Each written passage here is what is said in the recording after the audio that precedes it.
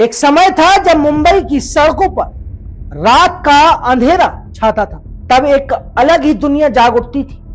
एक दुनिया जहां हर कोने में खौफ छुपा होता था, हर सांस में डर और हर कदम पर एक नई कहानी लिखी होती थी।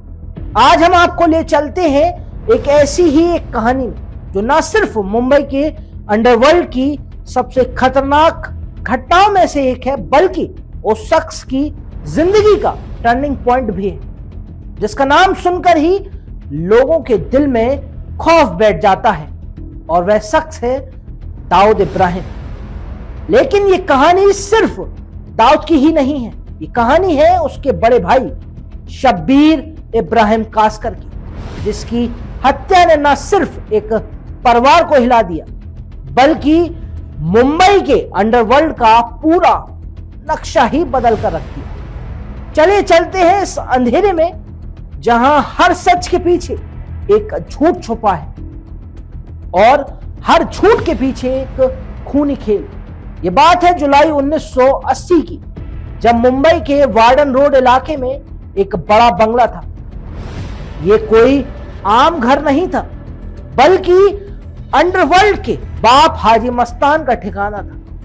हाजी मस्तान, जिसके बारे में कहा जाता था कि उसने मुंबई के ऑर्गेनाइज क्राइम की नींव रखी है। उस दिन वह अपने घर में एक बड़ी बैठक कर रहा था। इस बैठक में दो बड़े गैंग शामिल थे। एक तरफ था पठान गैंग और दूसरी तरफ था दाऊद इब्राहिम और उसका बड़ा भाई शब्बीर इब्राहिम कासकर। ये दोनों गैंग एक दूसरे के साथ लंबी लड़ाई में उलझे हुए थे। एक ऐसा गैंग वॉर जो मुंबई की गलियों को खून से रंग रहा था। हाजी मस्तान चाहता था कि ये जंग खत्म हो, और इसलिए उसने दोनों गैंग्स के बड़े लोगों को बुलाया। पठान गैंग के अमीरजादा आलमजेब खान और दाऊद के साथ भाई शब्बीर को। करीम लाला और जैन ब्रदर जैसे बड़े नाम जो उस वक्त के अंडरवर्ल्ड के धुरंधर माने जाते थे। इस बैठक का मकसद था सुलह, यानी कि एक ऐसा समझौता जिससे यह खूनी खेल रुक जाए।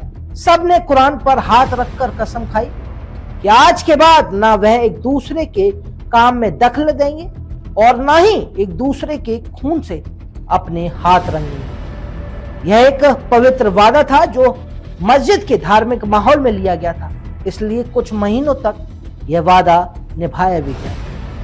पठान गैंग अपना काम करता रहा और दूसरी तरफ शब्बीर भी अपना काम करते रहे।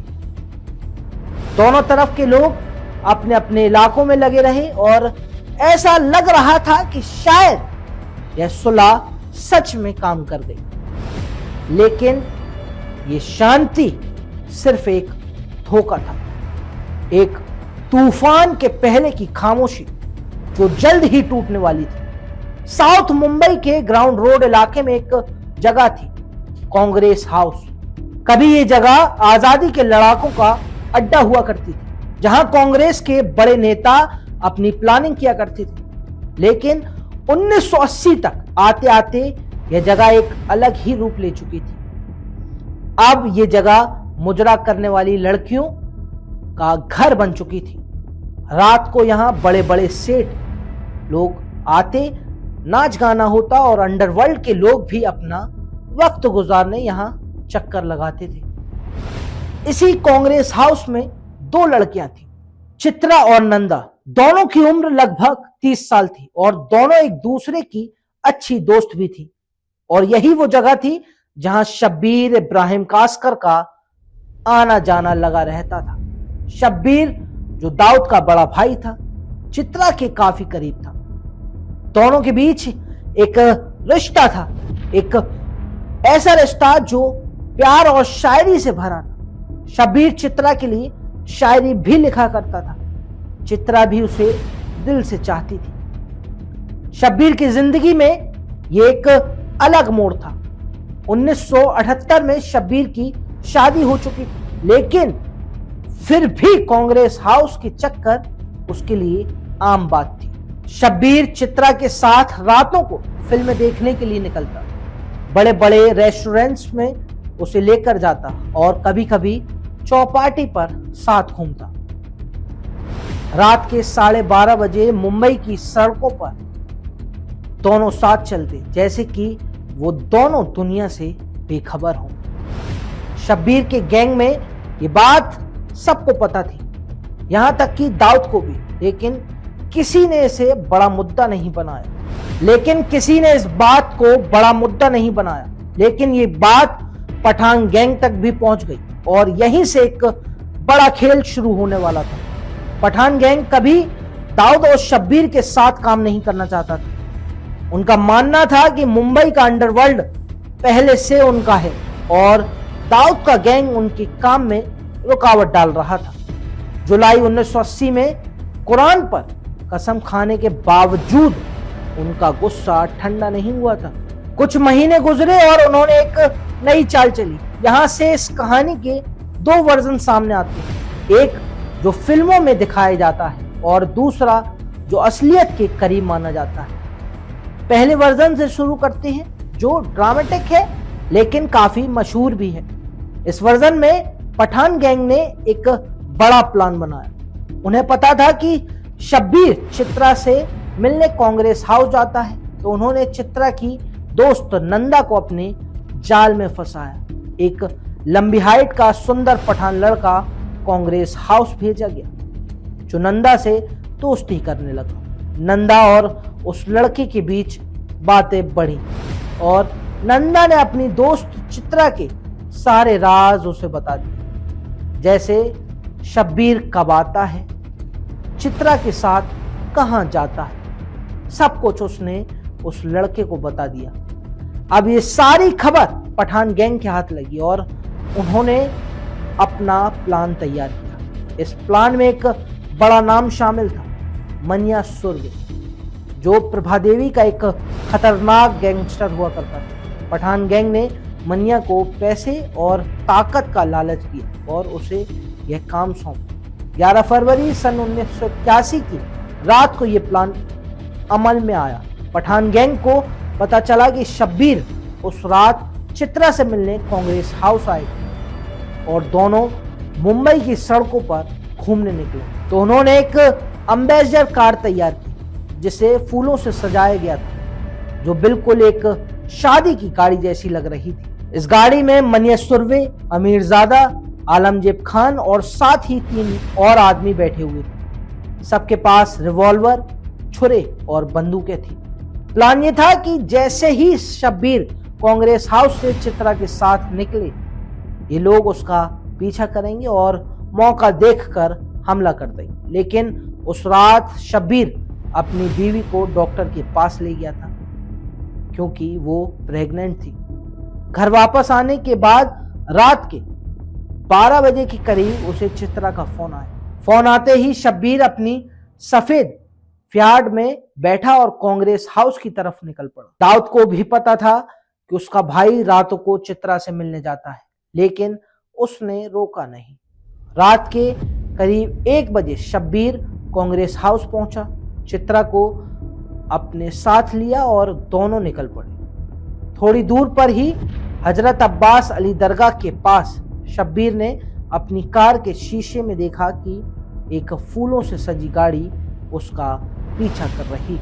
पहले तो उसने सोचा कि ये कोई शादी वाली गाड़ी होगी, लेकिन जब ये गाड़ी लगातार उसकी कार के पीछे लगी रही तो उसे शक होने लगा। शब्बीर की कार में पेट्रोल कम था, इसलिए वह प्रभा देवी के सारस्वत पेट्रोल पंप पर रुका। पीछे वाली गाड़ी भी वहां पहुंची और रुक गई। शब्बीर को समझ आ गया कि कुछ गलत होने वाला है। उसने चित्रा को जल्दी से कार से निकलने को कहा, लेकिन तब तक बहुत देर हो चुकी थी। फूलों वाली गाड़ी से 5 आदमी निकले, मनिया सुर्वे, अमीरजादा और 3 और लोग। सबके हाथ में हथियार थे। उन्होंने चित्रा को कार से खींचा और शब्बीर पर गोली चलाना शुरू कर दी। एक के बाद एक 9 गोलियां शब्बीर के जिस्म में लगी और 19 गोलियां उसकी कार पर। शब्बीर स्टीयरिंग को पकड़े हुए था, उसके जिस्म से खून बह रहा था और चित्रा एक तरफ खड़ी चीख रही थी। हत्या के बाद ये लोग वहां से निकल गए। ये था पहला वर्जन, लेकिन दूसरा वर्जन थोड़ा अलग है और शायद असलियत के करीब भी। इस वर्जन में मान्या सुरवे का कोई रोल नहीं था और ना ही फूलों वाली कोई गाड़ी थी। पठान गैंग के अमीरजादा आलमगीर खान ने 2 आदमियों और एक ड्राइवर के साथ प्लान बनाया। ड्राइवर को यह भी नहीं पता था कि वो किस काम में शामिल है। 11 फरवरी 1981 की रात हजरत अब्बास अली दरगाह के पास जब शब्बीर और चित्रा जूस पीने रुके तो पठान गैंग ने उनका पीछा शुरू किया। रात 11:30 बजे से लेकर जब शब्बीर प्रभा देवी के पेट्रोल पंप पर रुका तो तब ये लोग उसके पीछे और वहां उन्होंने मौका पाकर शब्बीर पर गोलियां बरसा दी। 9 गोलियां उसके जिस्म में लगी और वो वहीं स्टीयरिंग व्हील पर ही मर गया। चित्रा को छोड़ दिया। पहले शब्बीर को मारा गया था और अब ये लोग दाऊद को भी धमकी दे रहे थे। घर के अंदर से दाऊद के आदमी खालिद पहलवान ने जब जवाबी फायरिंग की और पठान गैंग वहां से भाग गया। सुबह जब दाऊद और उसके गैंग को पता चला कि शब्बीर रात में मारा गया है तो घर में कोहराम मच गया। शब्बीर का जनाजा मुसाफिर खाना से निकला और हजारों लोग जमा हुए। तेली मोहल्ला, भिंडी बाजार, डोंगरी, हर जगह लोग अपने नेता के लिए रो रहे थे। शब्बीर की मौत ने दाऊद को बदल दिया। पहले ये गैंग शब्बीर और दाऊद की थी, लेकिन अब सिर्फ दाऊद की। उसने बदला लेने की कसम खाई और कुछ दिन बाद अमीरजादा आलमगीर खान को गुजरात में मारा गया। पठान गैंग को खत्म कर दिया गया। दाऊद एक ऐसा शख्स बना जो अंडरवर्ल्ड का बादशाह कहलाया। शब्बीर की मौत से पहले दाऊद का काम सड़कों तक सीमित था, जैसे हफ्ता वसूली। लेकिन इस घटना के बाद उसने अपने गैंग को ऑर्गेनाइज क्राइम का एक बड़ा नेटवर्क बना दिया। मुंबई से दुबई तक उसका राज चल पड़ा और वो एक ऐसा नाम बन गया जिससे दुनिया डरती थी।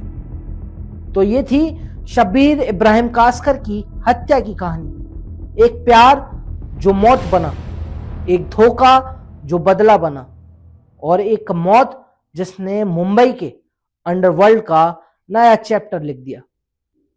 शब्बीर का चित्रा के लिए जुनून, पठान गैंग का गुस्सा और दाऊद का बदला, हर एक कदम एक नए मोड़ पर ले गया और हर मोड़ ने एक नई तकदीर लिखी।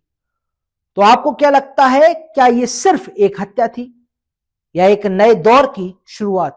अपना जवाब हमें कमेंट बॉक्स में जरूर दें। धन्यवाद।